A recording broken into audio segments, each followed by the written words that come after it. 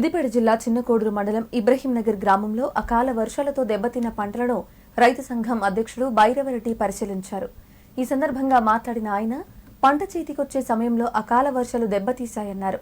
వర్షాల కారణంగా రైతులకు పెట్టిన పెట్టుబడి కూడా చేతికి వచ్చే పరిస్థితి లేదన్నారు. ప్రభుత్వం స్పందించి రైతులకు ఎకరాకు 20,000 నష్టపరిహారం చెల్లించాలని, వారిని ఆదుకోవాలని డిమాండ్ చేశారు. రైతులు బిక్కుమంటూ పంట చేలనే ఏడ్చే దుస్థితికి ఏర్పడ్డది.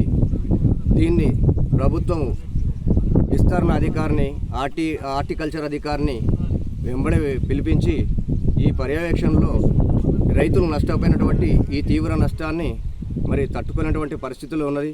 ఎందుకంటే రైతు ఎంతో పెట్టుబడి పెట్టి 6 గంటల కష్టం చేస్తే మరి చేతికొచ్చే సమయంలోనే అంతా వడగండ్ల వర్షంతో నాశనం అయిపోయింది. మరి దీన్ని పెద్ద దిక్కుగా ప్రభుత్వం ఆదుకొని దీన్ని రైతులందరినీ కాపాడాల్సిన బాధ్యత ఉంది. మొన్నటి సాయంత్రము ఇబ్రహీంనగర్లో అకాల వర్షంతో వడగండ్లు బాగా వచ్చి మరి అన్ని పంటలు ధ్వంసం చేసినాయి.